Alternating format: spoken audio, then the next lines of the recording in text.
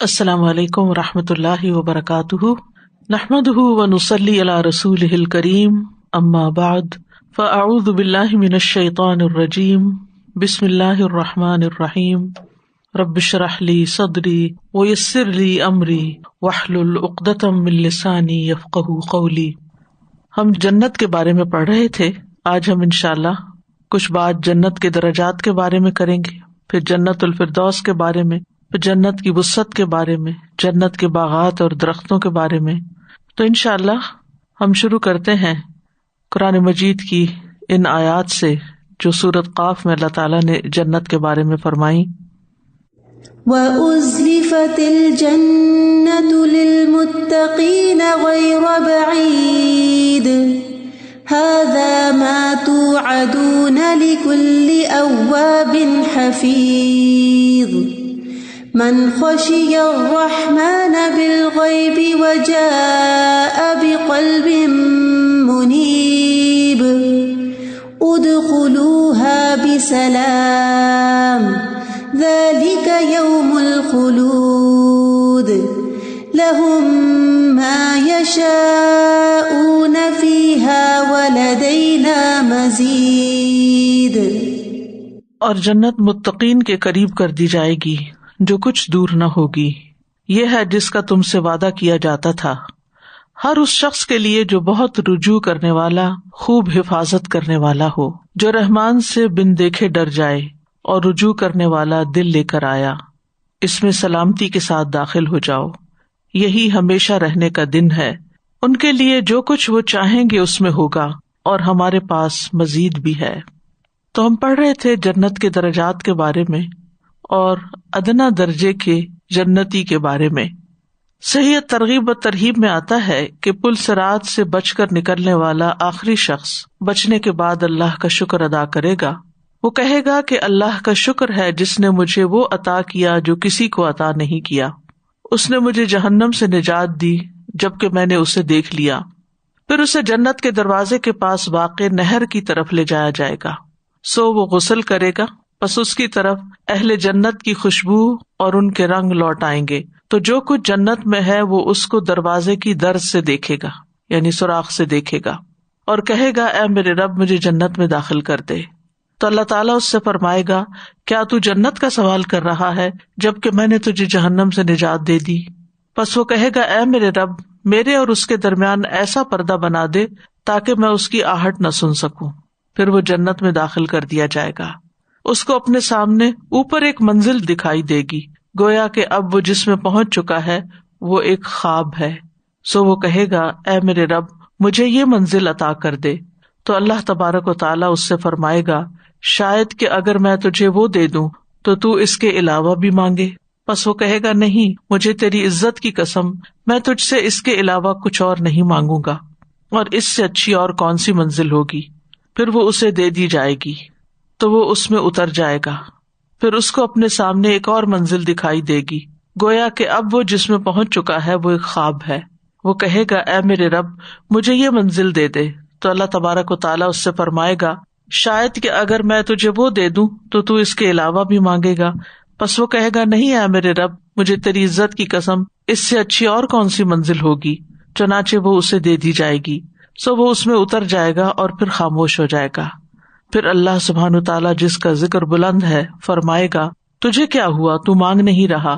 تو وہ کہے گا اے میرے رب میں تجھ سے مانگ چکا، یہاں تک کہ میں تجھ سے شرمانے لگا، اور میں نے قسم کھا کر کہا تھا کہ اب اور نہیں مانگوں گا، یہاں تک کہ اب مجھے مانگتے ہوئے تجھ سے شرم آتی ہے۔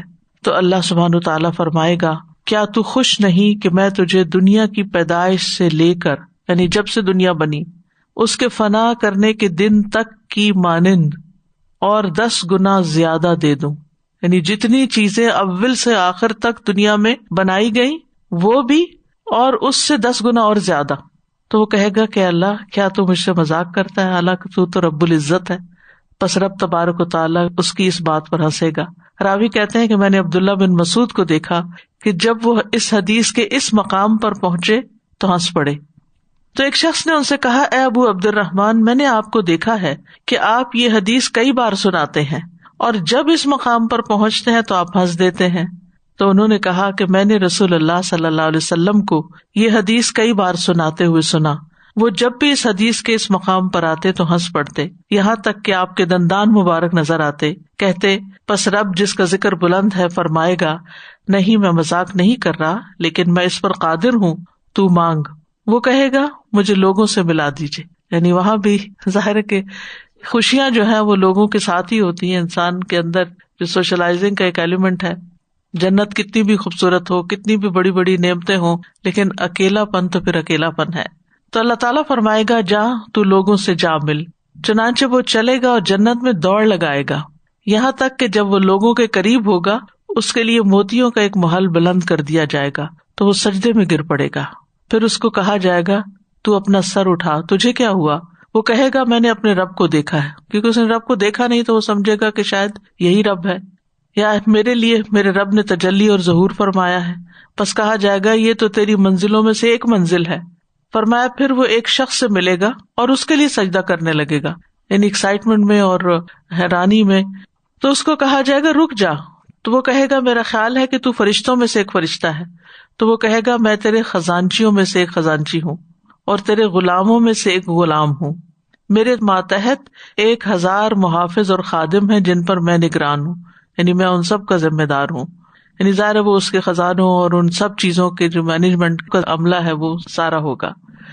فرمایا پھر وہ اس کے آگے آگے چلے گا یہاں تک کہ اس کے لیے محل کھول دیا جائے گا، وہ محل خولدار موتیوں کا ہوگا، اس کی چھتیں، اس کے دروازے، اس کے تالے، اس کی چابیاں خولدار موتی سے بنی ہوں گی۔ پھر ایک سبز موتی اس کا استقبال کرے گا جس کے اندرونی حصے میں سرخی ہوگی، یعنی باہر سے سبز اور اندر سے سرخ ہوگا۔ اس میں 70 دروازے ہوں گے، ہر دروازہ اندر سے ایک سبز موتی کی طرف پہنچا دے گا، یعنی جس دروازے سے بھی جائے گا وہاں سے ایک اور موتی آ جائے گا، اور ہر موتی کا اندر کا حصہ ایک اور موتی تک پہنچا دے گا جس کا رنگ اس کے رنگ کے علاوہ ہوگا، یعنی ہر جگہ الگ رنگ کی ہوگی۔ ہر موتی میں پلنگ ہوں گے، بیویاں ہوں گی، خادمائیں ہوں گی، ان میں سب سے کم درجے والی عورت موٹی موٹی انتہائی خوبصورت آنکھوں والی ہوگی، اس پر 70 جوڑے ہوں گے، اس کی پنڈلی کا گودا اس کے جوڑوں سے باہر نظر آ رہا ہوگا، یعنی اتنی کرسٹل کلیئر اس کی اسکن وغیرہ ہوگی۔ عورت کا جگر مرد کے لیے آئینہ ہوگا، یعنی شیشے کی طرح ہوگا، اور مرد کا جگر عورت کے لیے آئینہ ہوگا۔ جب بھی جنتی اس حور عین سے نظر ہٹا کر واپس دوبارہ دیکھے گا تو وہ اس کی نظر میں 70 گنا زیادہ حسین ہو چکی ہوگی۔ پھر اس سے کہا جائے گا دیکھو، تو وہ جھانکے گا، پس اس کو کہا جائے گا تیری بادشاہت کی مسافت 100 سال کے برابر ہے اور تیری نگاہ پوری جنت کو دیکھ لے گی۔ اس پر عمر رضی اللہ عنہ نے فرمایا اے کعب، تم نہیں سن رہے کہ ابن ام اب جو ہے یعنی ابن مسعود جو حدیث بیان کر رہے ہیں وہ ادنا مرتبے کے جنتی کے بارے میں ہے، تو اعلیٰ جنتی کا کیا حال ہوگا؟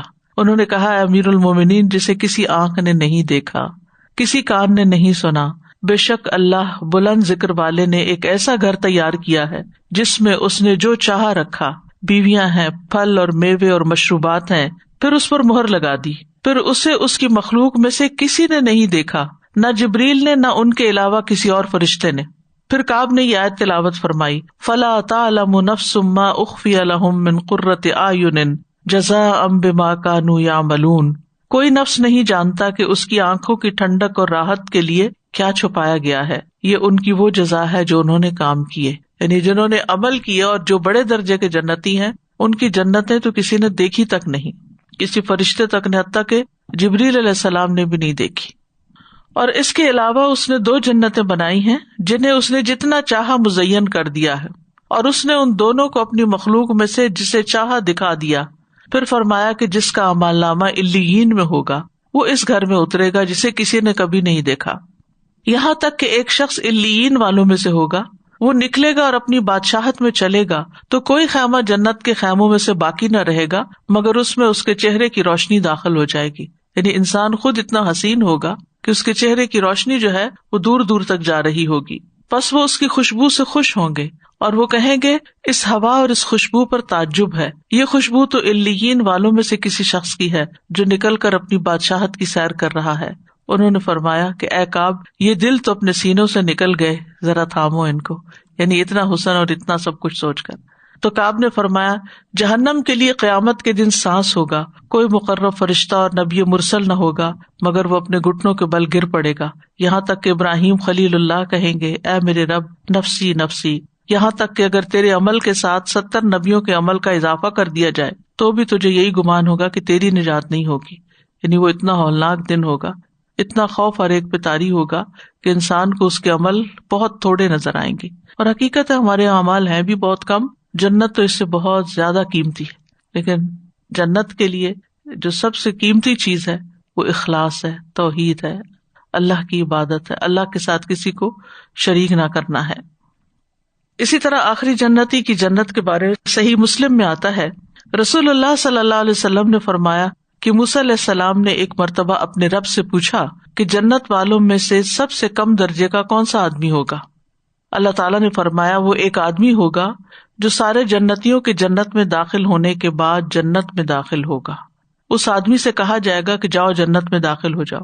وہ آدمی کہے گا میرے رب میں کیسے جاؤں؟ وہاں تو سب لوگوں نے اپنی اپنی منزلوں اور اپنی اپنی جگہوں کو متعین کر لیا، یعنی ہر ایک نے اپنی جگہ آکیوپائی کر لی ہیں، جنت کے تمام محلات پر سب جنتیوں نے قبضہ کر لیا ہے. تو پھر اس آدمی سے اللہ تعالیٰ فرمائیں گے کہ کیا تو اس پر راضی ہے کہ تجھے اتنی بادشاہی دی جائے جتنی دنیا کے بادشاہ کے پاس تھی؟ وہ کہے گا اے میرے رب میں راضی ہوں. اللہ تعالیٰ فرمائیں گے جاؤ ہم نے اتنی بادشاہت تجھے دی اور اتنی ہی اور اتنی ہی اور اتنی ہی اور اتنی ہی اور اتنی ہی اور 5ویں مرتبہ وہ کہے گا میرے رب میں راضی ہو گیا. اللہ تعالیٰ فرمائیں گے تو یہ بھی لے لو اور اس کا 10 گنا اور بھی لے لو، اور جو تیری طبیعت چاہے اور جو تمہاری آنکھوں کو اچھا لگے وہ بھی لے لو. وہ کہے گا رب میں راضی ہو گیا. تو آپ سوچئے کہ اس جنت کے حصول کے لیے کتنی محنت چاہیے، کتنا کام چاہیے، کتنی ایفرٹ چاہیے.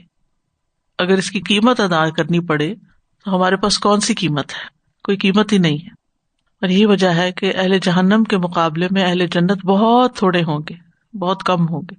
انسانوں کی جو اکثریت ہے وہ جہنم میں جائے گی کیونکہ وہ اپنی خواہشات کے پیچھے، ابلیس کے پیچھے، دنیا کے پیچھے بھاگتے رہے. پھر سب سے بڑے درجے والا جنتی، صحیح مسلم کی روایت میں آتا ہے موسیٰ علیہ السلام نے پوچھا کہ سب سے بڑے درجے والا جنتی کون سا ہے؟ اللہ تعالیٰ نے فرمایا وہ تو وہ لوگ ہیں جن کو میں نے خود منتخب کیا ہے. سبحان اللہ، اللہ نے چن لیا ان بندوں کو اور ان کی بزرگی اور عزت کو اپنے ہاتھ سے بند کر دیا اور پھر اس پر مہر بھی لگا دی. تو یہ چیزیں نہ تو کسی آنکھ نے دیکھی ہیں اور نہ کسی کان نے سنی ہے اور نہ ہی کسی انسان کے دل پر ان نعمتوں کا خیال گزرا ہے. اس کا مصداق اللہ تعالیٰ کی کتاب کی یہ آیت ہے فَلَا تَعْلَمُ نَفْسٌ مَّا أُخْفِيَ لَهُم مِّن قُرَّةِ أَعْيُنٍ. اس کے بعد جنت الفردوس جو سب سے بلند اور سب سے خوبصورت جنت ہے. نبی صلی اللہ علیہ وسلم نے فرمایا فردوس جنت کا ٹیلا یعنی اونچا مقام ہے، وہ جنت کا اعلیٰ اور افضل اور خوبصورت حصہ ہے. نبی صلی اللہ علیہ وسلم نے فرمایا جب تم اللہ سے سوال کرو تو جنت الفردوس کا سوال کرو کیونکہ وہ جنت کا اعلیٰ اور افضل حصہ ہے. یعنی مانگنے میں کیا مشکل ہے، اللہ تعالیٰ کے لیے دینے میں کچھ مشکل نہیں. تم مانگو اس سے، اور اگر ہم مانگیں گے تو اللہ تعالیٰ شاید کچھ اچھے عمل کی بھی توفیق عطا فرما دے. تو انسان کے ارادے، خیالات اونچے ہونے چاہیے. Think high. Ubadah bin Samit سے روایت ہے کہ رسول اللہ صلی اللہ علیہ وسلم نے فرمایا جنت میں 100 درجے ہیں، ہر 2 درجوں کے درمیان 100 سال کا فاصلہ ہے. ہر 2 درجوں کے درمیان یعنی ایک درجے سے دوسرے میں 100 سال کا فاصلہ ہے. یعنی 100 سال تک اگر کوئی مسافر چلتا رہے تو جب جا کر وہاں پہنچے، جیسا کہ زمین و آسمان کے درمیان کا فاصلہ ہے. اور فردوس اس کا اعلیٰ ترین درجہ ہے، اس سے 4 نہریں نکلتی ہیں اور اس کے اوپر عرش ہے. جب بھی تم اللہ سے سوال کرو تو اس سے جنت الفردوس کا سوال کرو. اللہ اکبر، کتنی وسعتیں ہوگی، کتنی وسعتیں. آپ سوچئے کہ زمین و آسمان کے درمیان کا فاصلہ، پھر 7 آسمان ہیں ایک کے اوپر ایک طباقہ، پھر اس کے بعد جنتیں ہیں، پھر ان کے 100 درجے ہیں، اور بعض روایات میں قرآن کی جتنی آیتیں اتنے ہیں، اور پھر وہ بلند ترین جنت الفردوس، اور پھر اس کے اوپر رحمان کا عرش. اتنی ہمارا امیجنیشن تھک جاتا ہے کہ ہم وہاں تک امیجنیشن میں بھی نہیں پہنچ پاتے کہ جتنی بلندی ہے. تو اس کے لیے بلند ایمان اور بلند اخلاق اور اچھے کاموں کی ضرورت ہے. میں سوچ رہی تھی کہ کتنے چھوٹے چھوٹے اعمال کے ساتھ بھی جنت کو کنیکٹ کیا گیا. جیسے چھوٹی سی بات ہے کہ وضو کے بعد آپ پڑھیں دعائیں وضو کے بعد کی تو اس کے ساتھ دروازے کھل جاتے ہیں. پھر کل میں بچوں کو وہ سید الاستغفار سکھا رہی تھی، اس میں ہے کہ صبح اگر پڑھیں تو شام تک کوئی فوت ہو جائے تو جنت میں جائے گا. تو کئی اتنے چھوٹے چھوٹے اعمال ہیں، وہ بھی شیطان ہمیں جو ہے وہ بھلوا دیتا ہے، وہ ہم کرنا بھول جاتے ہیں. ہمارے نظر میں دنیا کے جو سامنے کام نظر آ رہے ہوتے ہیں وہ زیادہ اہم ہوتے ہیں، اس لیے ہم ان چیزوں سے غافل ہو جاتے ہیں اور ان کے لیے وقت نہیں نکالتے. حالانکہ صرف ارادے کی بات ہے، نیت کی بات ہے اور چاہت کی بات ہے نا. شوق کس چیز کا ہے؟ ہم نے شوق دنیا کی چیزوں کے ساتھ لگا لیا. اور یہ جو 12 سنتیں ہیں ان کو بھی ہم اگر کرنا چاہیں تو کر سکتے ہیں، ارادہ بس کر لیں. باقی چیزوں کے لیے اگر وقت نکل آتا ہے تو کیا انہی کاموں کے لیے وقت نہیں ہے؟ سوچنے کی بات ہے نا. اور پھر طلبگار جنت کے جن کی کوئی وقت نہیں. مچھر کے پر برابر نہیں اللہ کے نزدیک دنیا کی چیزیں، الٹا انسان پہ بوجھ ہے. یعنی جتنی دنیا زیادہ ہوتی ہے اتنے کام بڑھ جاتے ہیں، اتنا بوجھ بڑھتا ہے تو اتنا حساب بڑھ جاتا ہے. کورونا کی وجہ سے اتنی زیادہ احتیاط کی جا رہی ہے، جوتے تک سپرے کر کے اندر لے کے جاتے ہیں کلینکس میں. ایسے لگتا ہے جیسے ہم پتہ نہیں کون سے زون میں جانے لگے ہیں اور کیا ہونے والا ہے. ویئر از یور ماسک، 10 چیزیں پوچھیں گے، پھر 4 دفعہ سینیٹائز کرائیں گے. میں کلینک کی بات کری ڈاکٹرز کی، ابھی ہو کے آئی تھوڑی دیر پہلے. یقین کریں میرے مائنڈ میں یہی چاہ رہا تھا کہ اگر ہم دنیا میں ایسے ہی سیفٹی کا احتیاط اور محتاط زندگی گزاریں کہ ہمارے جسم پہ ہمارے پیر ایسی جگہ پہ نہ جائیں تو اللہ اکبر ہم کتنے بچ جائیں. لیکن اس وقت ہمیں شیطان ہے سب بہکاتا ہے کہ ہمارے منہ سے غیبت بھی نکل جاتی ہے، سارے کام ہو جاتے ہیں. اللہ معاف کر دے. جنت کی وسعت کے بارے میں سورۃ الحدید میں اللہ تعالیٰ فرماتے ہیں سابقوا إلى مغفرة من ربكم وجنة عرضها كعرض السماء والأرض أعدت للذين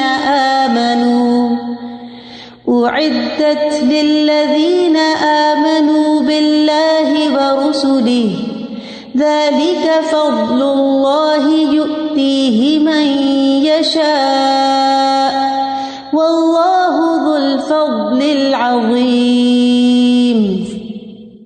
اپنے رب کی بخشش اور اس جنت کی طرف ایک دوسرے سے آگے بڑھو جس کی چوڑائی آسمان اور زمین کی چوڑائی کی طرح ہے. یعنی یہ آسمان اور زمین اس کے اندر سما جائیں. وہ ان لوگوں کے لیے تیار کی گئی ہے جو اللہ اور اس کے رسولوں پر ایمان لائے. یہ اللہ کا فضل ہے، وہ اسے اس کو دیتا ہے جسے وہ چاہتا ہے، اور اللہ بہت بڑے فضل والا ہے. تو یہ سراسر اللہ سبحانہ تعالیٰ کا فیصلہ ہوگا کہ کس کو جنت میں جانا چاہیے اور کس کو نہیں. اس لیے اللہ تعالیٰ سے اس کا فضل مانگتے رہنا چاہیے کہ اللہم انی اسألک من فضلک فإنہ لا یملکھا الا انت، کہ تیرے فضل کا مالک بس تو ہی ہے، تو تجھ سے ہی میں تیرے فضل کا سوال کرتا ہوں. پھر جنت کے باغات کے بارے میں قرآن مجید میں کچھ ڈسکرپشنز آتی ہیں. سورۃ الرحمن میں آتا ہے وَلِمَنْ خَافَ مَقَامَ رَبِّهِ جَنَّتَانِ فَبِأَيِّ آلَاءِ رَبِّكُمَا تُكَذِّبَانِ ذَوَاتَا أَفْنَانٍ. اور جو شخص اپنے رب کے سامنے کھڑے ہونے سے ڈرتا رہا، ڈرے گا تو پھر غلط کام بھی چھوڑ دے گا. اس کے لیے 2 باغ ہوں گے، پس تم اپنے رب کی کون کون سی نعمتوں کو جھٹلاؤ گے. وہ دونوں باغ لمبی لمبی اور بڑی بڑی شاخوں والے ہوں گے، یعنی اس کے درختوں کی شاخیں بہت دور دور تک پھیلی ہوئی ہوں گی. 2 گہرے سبز باغ ہوں گے. سورۃ الرحمن میں فرمایا وَمِن دُونِهِمَا جَنَّتَانِ فَبِأَيِّ آلَاءِ رَبِّكُمَا تُكَذِّبَانِ مُدْهَامَّتَانِ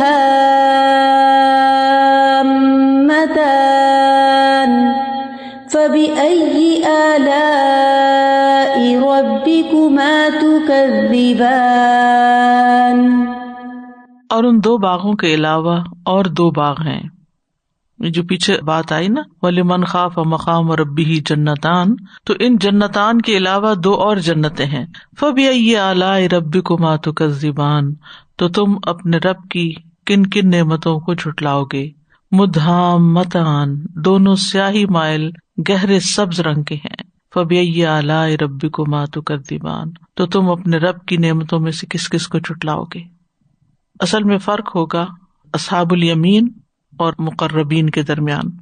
تو اصحاب الیمین کے درجے اور ہوں گے اور مقربین کے سابقون الاولون کے درجے اور ہوں گے. ان کی جنتیں بھی الگ ہوں گی. 2 چاندی کے اور 2 سونے کے باغ ہیں. رسول اللہ صلی اللہ علیہ وسلم نے فرمایا جنت میں 2 باغ چاندی کے ہوں گے جن کے برتن اور دوسری تمام چیزیں چاندی کی ہوں گی، اور 2 سونے کے باغ ہوں گے جن کے برتن اور تمام دوسری چیزیں سونے کی ہوں گی. پھلوں والے باغات ہوں گے. سورۃ نبا میں اللہ تعالیٰ فرماتے ہیں ان للمتقین مفازا حدائق واعنابا. یقیناً پرہیزگار لوگوں کے لیے ایک بڑی کامیابی ہے، باغات ہیں اور انگور ہیں. پھر سورۃ شورى میں جنت کے باغیچوں کے بارے میں فرمایا والذین آمنوا وعملوا الصالحات فی روضات الجنات لهم ما يشاءون عند ربهم ذلك هو الفضل الكبیر. اور وہ لوگ جو ایمان لائے اور انہوں نے نیک اعمال کیے وہ جنتوں کے باغوں میں ہوں گے.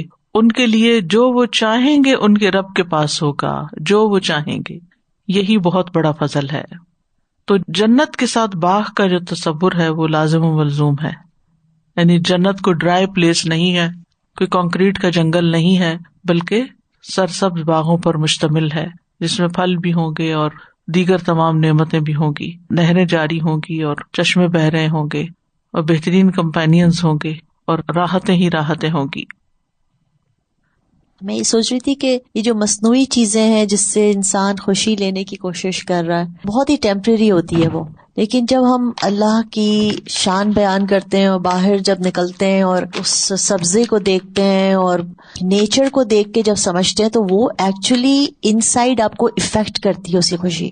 اور اب ڈپریشن کا جو حال ہے اور جو گھٹن اور تنہائی کی جو فیلنگز لوگ بہت زیادہ بیان کرنے لگے ہیں کہ رونے لگتے ہیں، اچانک ان کی فیلنگ بہت ڈاؤن ہو رہی ہوتی ہے. لیکن ایک ہی بات کہی جاتی ہے جب تھراپیز پہ جاؤ یا اس کے بارے میں پڑھو کہ آپ باہر جائیں، نیچر میں واک کریں، تھوڑی دیر ادھر سانس لیں، اللہ کی ذکر کریں اور بیٹھ کے سوچیں کہ یہ کس نے بنایا کیا. تو واقعی وہ ایسی آپ کو تسلی دیتا ہے اور ٹھنڈک پہنچتی ہے، اندر تک جاتی ہے. وہ جیسے کہ کوئی پل کام نہیں کرتی ایسی دوائی جو کہ یہ نیچر میں بیٹھ کے سانس لینے سے اور سمجھنے سے جو ملتی ہے.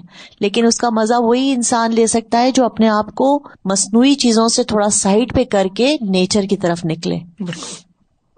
پھر جنت کے درخت ہیں، بڑے بڑے درخت ہوں گے اور لمبے سائے ہوں گے. ابو ہریرہ رضی اللہ عنہ سے روایت ہے کہ انہوں نے نبی صلی اللہ علیہ وسلم سے سنا تھا، آپ نے فرمایا جنت میں ایک درخت اتنا بڑا ہے کہ سوار اس کے سائے میں 100 سال تک چلے پھر بھی سایہ ختم نہ ہو. اگر تمہارا جی چاہے تو اس آیت کی قرات کر لو، وظل ممدود، اور ایسے سائے میں جو خوب پھیلا ہوا ہے. جنت کے درختوں کے پتے بھی بڑے بڑے ہیں. سورۃ الاعراف 22 میں فرمایا فدلاهما بغرور فلما ذاقا الشجرة بدت لهما سوآتهما وطفقا يخصفان عليهما من ورق الجنة وناداهما ربهما ألم أنهكما عن تلكما الشجرة وأقل لكما إن الشيطان لكما عدو مبين. پھر جب دونوں نے اس درخت کو چکھا تو ان کے لیے ان کی شرمگاہیں ظاہر ہو گئیں اور دونوں جنت کے پتوں سے لے کر اپنے آپ پر چپکانے لگے. جس سے پتہ چلتا ہے کہ وہ پتے چھوٹے نہیں تھے، بڑے تھے کہ جو جسم پہ چپکایا تو جسم ڈھک گیا، لباس کا کام دیا. رسول اللہ صلی اللہ علیہ وسلم نے فرمایا جنت کے ہر درخت کا تنا سونے کا ہے. پھر بغیر کانٹوں کے درخت ہوں گے. سورۃ الواقعہ میں فرمایا وَأَصْحَابُ الْيَمِينِ مَا أَصْحَابُ الْيَمِينِ فِي سِدْرٍ مَّخْضُودٍ وَطَلْحٍ مَّنضُودٍ وَظِلٍّ مَّمْدُودٍ وماء مسكوب وفاكهة كثيرة لا مقطوعة ولا ممنوعة. اور دائیں ہاتھ والے کیا ہی اچھے ہیں دائیں ہاتھ والے، وہ ایسی بیریوں میں ہوں گے جن کے کانٹے دور کیے ہوئے ہیں، اور ایسے کیلوں میں جو تہ بتہ لگے ہوئے ہیں، اور ایسے سائے میں جو خوب پھیلا ہوا ہے، اور بہت زیادہ پھلوں میں جو نہ کبھی ختم ہوں گے اور نہ ان سے کوئی روک ٹوک ہوگی. یعنی پھلوں کا سیزن جائے گا ہی نہیں اور کوئی روکے گا بھی نہیں کہ بس ایک ہی کھانا ہے، دو نہیں ہے. بچے بھی زیادہ کھانے لگے یا بڑے زیادہ کھانے لگے یا کوئی بھی، تو فوراً روک دیتے ہیں کہ بس اپنے حصے کا ہی کھاؤ، زیادہ نہیں. یہاں پر سدر کا لفظ استعمال ہوا ہے. سدر کہتے ہیں بیری کا کانٹوں والا درخت، لیکن جنت میں اس کے کانٹے نہیں ہوں گے، یعنی کانٹے ختم کر دیے گئے ہوں گے. اسی طرح طلح منضود، طلح جو ہے حجاز کے درختوں میں سے ایک درخت ہے. یہ بھی ان درختوں میں سے ہے کہ جس کے کانٹے ہوتے ہیں، لیکن جنت میں اس کے کانٹے ختم کر دیے جائیں گے اور اس کو بغیر کسی تکلیف اور مشقت کے کھا سکیں گے. پھر کثیر تعداد میں پھل دینے والے درخت ہوں گے. ابن کثیر نے ایک بہت لطیف اور باریک بات کہی ہے. انہوں نے اس سے جنت کے پھلوں کے عظیم ہونے پر دلیل پکڑی ہے. انہوں نے نتیجہ اخذ کیا ہے کہ اللہ نے قلیل پھل والے درخت کا ذکر کر کے کثیر پھلوں کے بارے میں آگاہ کیا ہے اور کم پھلوں کو بیان کر کے عظیم پھلوں کی اطلاع دی ہے. اللہ نے سدر اور طلح کا ذکر کیا. وہ کہتے ہیں جب دنیا میں بیری کا درخت بہت ہی کمزور سا پھل دیتا ہے جو کہ بیر ہے اور اس میں کانٹے بہت ہوتے ہیں، اور طلح کیکر کے درخت سے سائے کے سوا کچھ اور فائدہ نہیں ہوتا، لیکن جنت میں یہ دونوں درخت بہت زیادہ پھلوں والے اور انتہائی حسین اور جمیل ہوں گے، یہاں تک کہ ان کا ایک پھل کھانے کی اور رنگوں کی 70 اقسام کو ظاہر کرے گا. ان کا ایک پھل 70 رنگ دکھائے گا اور وہ ایک دوسرے کے مشابہ ہوں گے. تو ان درختوں کے بارے میں آپ کا کیا خیال ہے جن درختوں کے پھل دنیا میں بہت خوبصورت ہوتے ہیں، جیسے کہ سیب ہیں، کھجوریں ہیں، انگور ہیں اور دیگر پھل ہیں، اور خوشبودار پھولوں اور رنگوں والے پھولوں کے اقسام کے بارے میں آپ کا کیا خیال ہے؟ تو گویا جنت میں وہ کچھ ہے جو کسی آنکھ نے دیکھا نہیں، کسی کان نے سنا نہیں، اور کسی انسان کے دل میں اس کا خیال تک نہیں آیا. نسأل اللہ من فضلہ. پھر اسی طرح درختوں پر طرح طرح کے کھانے ہوں گے. عتبہ بن عبد السلمی سے مروی ہے، کہتے ہیں کہ میں رسول اللہ صلی اللہ علیہ وسلم کے پاس بیٹھا ہوا تھا تو ایک اعرابی آیا. اس نے کہا، اے اللہ کے رسول، میں نے آپ کو جنت کے ببول نامی درخت کا تذکرہ کرتے ہوئے سنا ہے. میرا خیال ہے کہ دنیا میں وہ سب سے زیادہ کانٹوں والا درخت ہے. ببول پیڑ کے بارے میں آپ نے بھی سنا ہوگا، نام ہے کہ درخت کا. تو رسول اللہ صلی اللہ علیہ وسلم نے فرمایا، اللہ جنت میں ببول درخت کے ہر کانٹے کے بدلے، یعنی کانٹا نہیں ہوگا، اس کے بدلے خصی بکرے کے خصیے کی طرح ایک چیز پیدا کرے گا، یعنی کانٹوں کی جگہ یہ چیز اگے گی. اس میں 70 رنگ کے کھانے ہوں گے، جو پھل اگے گا 70 رنگ کے کھانے ہوں گے، اور ہر کھانے کا رنگ دوسرے کے رنگ سے مختلف ہوگا. پھر کتنے رنگ ہوں گے اور کتنے ٹیسٹ ہوں گے اور کتنی لذت ہوگی ان میں. ویرائٹی تو بے شمار ہے، یعنی کہیں لمٹ ہی نہیں ہے. یعنی جیسے جنت کبھی ختم ہی نہیں ہونی، تو اس کی نعمتیں بھی کبھی ختم نہیں ہوگی. اللہ اکبر، کیا زندگی ہوگی، کیا زندگی. ابھی کچھ کرنے کی ضرورت ہے دنیا میں ہی کہ اللہ کو راضی کر کے جائیں. لیکن ہم کتنا زیادہ دھوکا کھا جاتے ہیں دنیا سے، اور پھر ہم سمجھتے ہیں ہم بڑے عقل مند ہیں. جی یہ ابھی یہاں پہ بہت زیادہ رواج ہے ویڈنگز پہ نا، باہر پھر جاتے ہیں اچھے اچھے خوبصورت، انہوں نے پارکس رکھے ہیں فوٹوگرافی کے لیے اور یہ وہ. تو یہ ان سے میں کمپیئر کری تھی کہ وہ چھوٹا سا ایک ٹکڑا اور اس میں 4-6 رنگ، اور اس کو ہم اتنا امپورٹینس دیتے ہیں کہ کتنے کتنے میل چل کے جاتے ہیں وہاں پہ صرف فوٹو شوٹ کے لیے. تو یہاں پہ اللہ سبحانہ تعالیٰ نے اتنا کچھ اتنا خوبصورت. موتیاں اور سونے کی جڑیں ہوگی درختوں کی نا. جریر بن عبداللہ سے روایت ہے، وہ فرماتے ہیں ہم مقام صفاح پر اترے تو وہاں ایک شخص درخت کے سائے میں سو رہا تھا، قریب تھا کہ اس پر دھوپ آ جائے. وہ فرماتے ہیں کہ میں نے غلام سے کہا کہ اس چمڑے کی چٹائی کو لے جا کر اس پہ سایہ کر دو. چنانچہ وہ گیا اور اس نے سایہ کر دیا. جب وہ بیدار ہوا تو وہ سلمان رضی اللہ تعالیٰ عنہ تھے.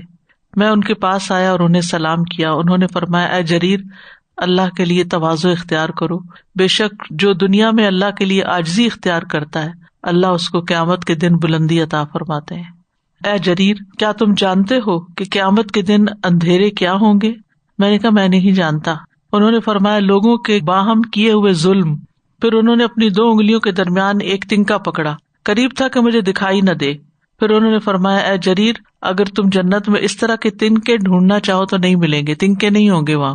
میں نے کہا ابو عبداللہ جنت میں کھجور اور دوسرے درخت نہیں ہوں گے؟ یہ کہاں ہوں گے؟ انہوں نے فرمایا ان کی جڑیں اور تنے سونے کے اور موتیوں کے ہوں گے اور ان کے اوپر والا حصہ کھجوریں ہوں گی. یعنی کوئی گندگی نہیں ہوگی درختوں کی. ورنہ یہ ہوتا ہے کہ دنیا میں اگر جڑ کھودے تو کئی قسم کے کیڑے نکل آتے ہیں بیچ میں سے, اور کبھی فنگس لگا ہوا ہوتا ہے, کبھی سوکھے سڑے, کبھی جل جاتی ہیں, اندر سے کوئی بیماری لگ جاتی ہے. لیکن وہاں ایسا کچھ بھی نہیں ہوگا. جیسے سروسکیز وغیرہ کی بڑی بڑی شاپس ہوتی ہیں نا کرسٹلز کی, تو ایسی چیزیں بناتے ہیں وہ, جیسے درختوں کے نیچے گولڈ لگا ہوا ہے, موتی جڑے ہوئے ہیں. اچھا, اس کو خریدنا بھی بڑی رائلٹی ہے, اسے گھر میں رکھنا بھی بڑی رائلٹی ہے, but even you can't have a پھل فرام اٹ, رائٹ؟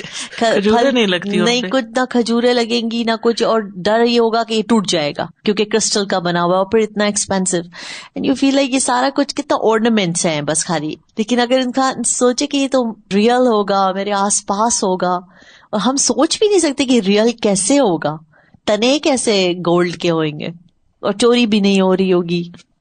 تو جنت میں درخت کیسے لگتے؟ میں ہمیشہ بچوں کو جب تسبیح سکھاتی ہوں تو میں کہتی ہوں تسبیح پڑھو جنت میں درخت لگے, تو وہ اس کو بڑا معمولی سمجھتے ہیں. وہ کہتے ہیں اچھا اتنی دفعہ پڑھ لیا بس کافی ہے اب. تو ہم اتنا کیوں معمولی سمجھتے ہیں؟ وہ سبحان اللہ کہنا, الحمدللہ کہنا, یہ جنت کے درخت ہیں, لیکن ہم ان کی بھی پابندی نہیں کرتے, ان کی بھی ہرس نہیں رکھتے. یقین نہیں ہے نا. ابن مسعود کہتے ہیں رسول اللہ صلی اللہ علیہ وسلم نے فرمایا, جس رات مجھے معراج کرائی گئی میری ملاقات ابراہیم علیہ السلام سے ہوئی, تو انہوں نے کہا اے محمد اپنی امت کو میری طرف سے سلام پیش کرنا صلی اللہ علیہ وسلم, اور انہیں بتانا کہ جنت کی مٹی پاکیزہ اور عمدہ ہے, اس کا پانی میٹھا ہے, اور وہ ایک چٹیل میدان ہے, اور سبحان اللہ والحمد للہ ولا الہ الا اللہ واللہ اکبر کہنا وہاں درخت لگانا ہے. وہ تو کھلا میدان ہے, درخت آپ نے خود لگانے, اب یہ تسبیحات سے لگیں گے. لیکن ہم بھول جاتے ہیں, او ہو آج تو یہ تسبیح رہ گئی. ایک اور روایت میں ہے, ابو ہریرہ کہتے ہیں کہ وہ پودا لگا رہے تھے اور رسول اللہ صلی اللہ علیہ وسلم ان کے پاس سے گزرے. فرمایا اے ابو ہریرہ کیا لگا رہے ہو؟ میں نے کہا اپنے لیے پودا لگا رہا ہوں. آپ نے فرمایا کیا میں تمہیں اس سے بہتر پودے نہ بتاؤں؟ ابو ہریرہ نے کہا کیوں نہیں اے اللہ کے رسول صلی اللہ علیہ وسلم. آپ نے فرمایا کہو سبحان اللہ والحمد للہ ولا الہ الا اللہ واللہ اکبر. ان میں سے ہر کلمے کے بدلے, یعنی جیسے سبحان اللہ کے بدلے الحمد للہ کے بدلے, جنت میں تمہارے لیے ایک ایک درخت لگا دیا جائے گا. کیا دنیا میں صرف منہ سے کوئی بات نکال کے کوئی چیز حاصل ہو جاتی ہے؟ یہ صرف منہ سے نکالنے ہی ہے نا کلمات, پھر بھی ہم مشکل میں. مجھے خیال آ رہا تھا کہ ہم اس سے تھوڑا سا ایک ہوتا ہے نا عادت اپنی بنانے میں, باندھنے میں, جن لوگوں کو شوق ہوتا ہے گارڈننگ کا یا انڈور پلانٹس بھی رکھے ہوتے ہیں, تو ہم اس کے ساتھ باندھ لیں کہ جب ان کو پانی دے یا جب ان کے پاس سے گزرے تو ہم یہ اذکار کرتے رہیں کہ ہم دنیا میں بھی ان کو پانی دیتے ہوئے کہہ رہے ہیں. اور جیسے ایک دفعہ کلاس میں ہم نے پڑھا بھی تھا کہ ہر پودا جو ہے وہ بھی اللہ کی تسبیح کر رہا ہوتا ہے. تو انشاءاللہ اللہ سبحانہ تعالیٰ دنیا میں بھی سرسبزی دیں گے اور آخرت میں بھی.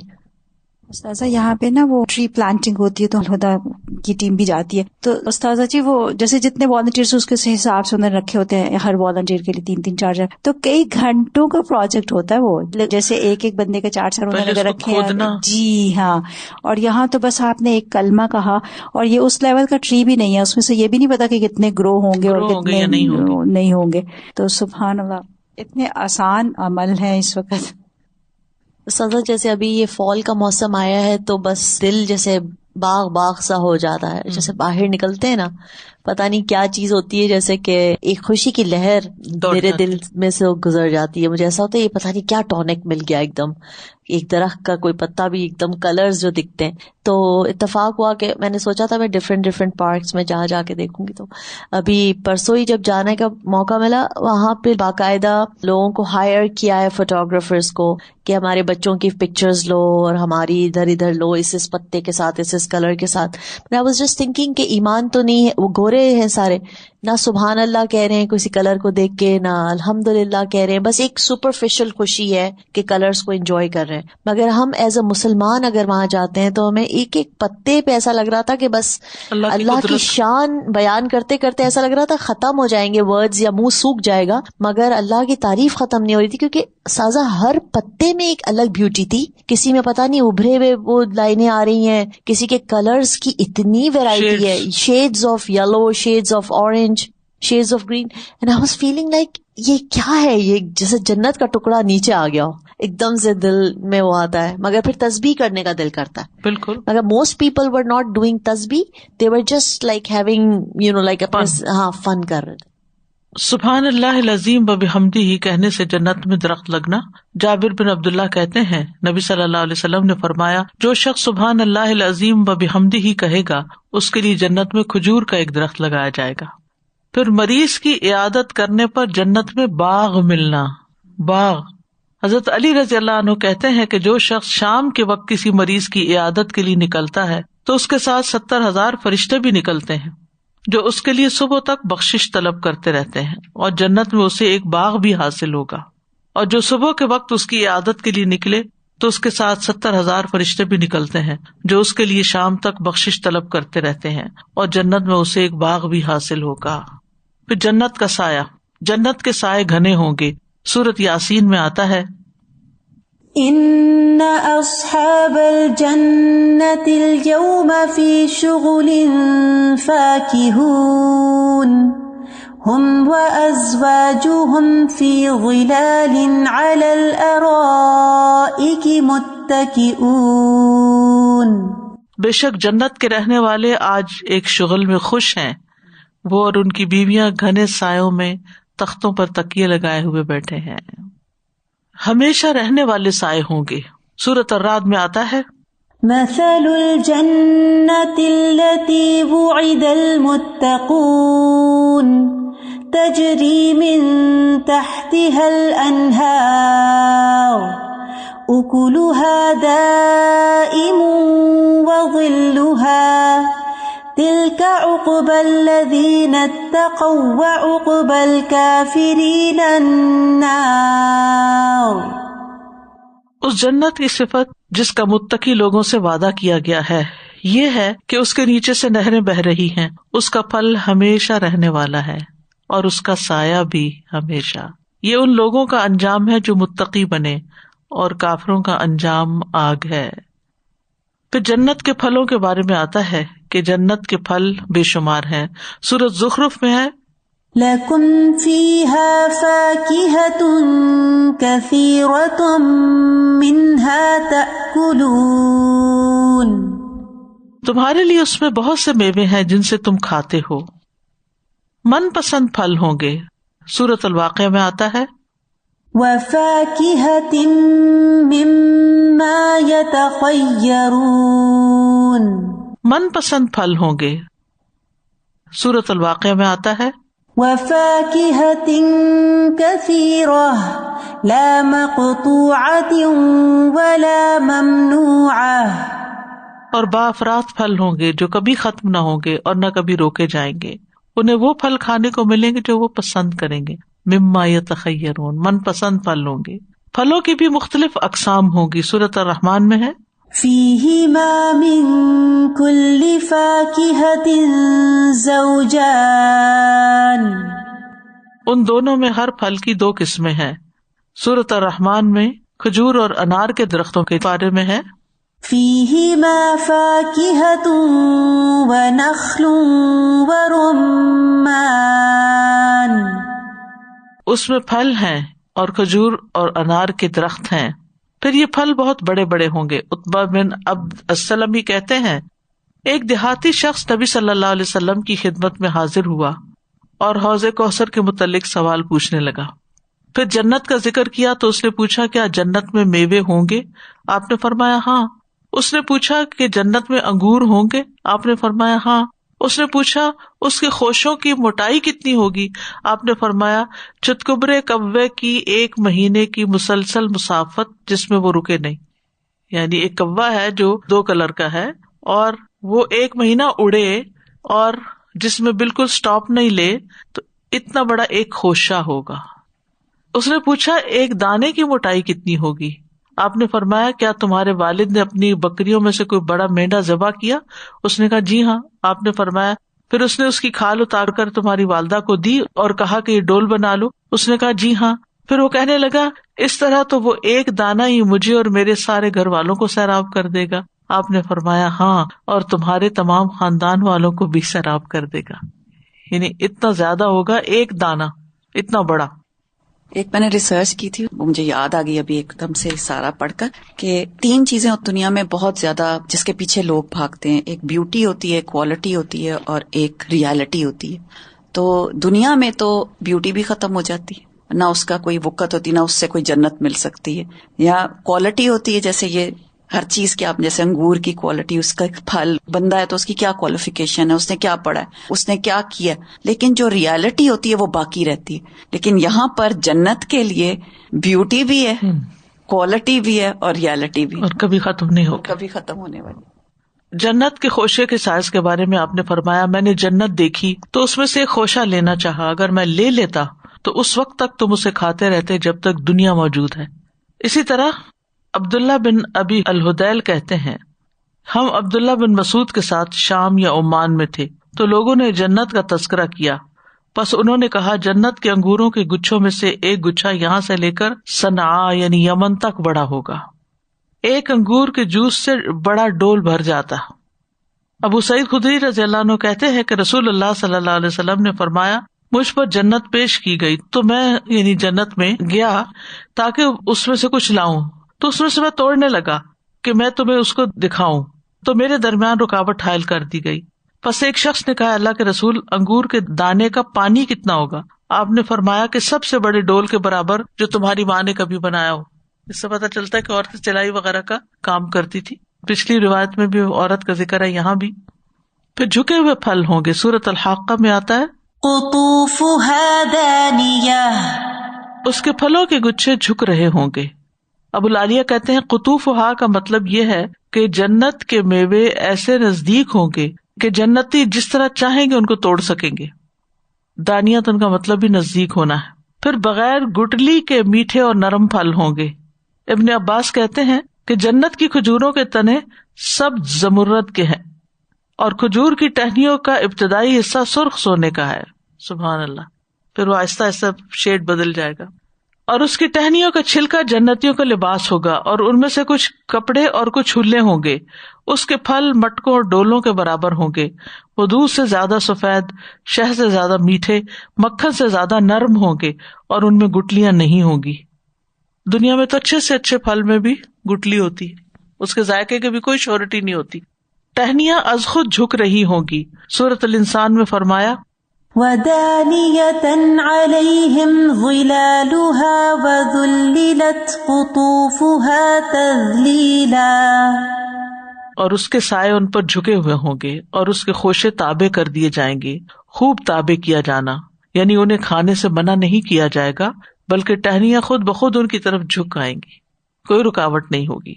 اٹھتے بیٹھتے لیٹتے ہوئے کھانا کھایا جا سکتا ہے، یعنی جیسے بھی کھانا ہو کھا سکتے ہیں.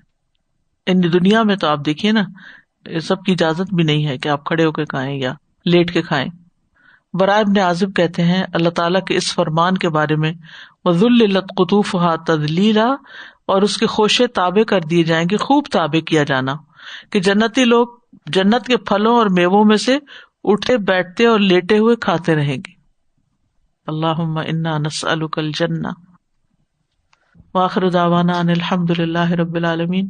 سبحانک اللہم وبحمدک اشہد ان لا الہ الا انت استغفرک واتوب الیک. السلام علیکم ورحمۃ اللہ وبرکاتہ.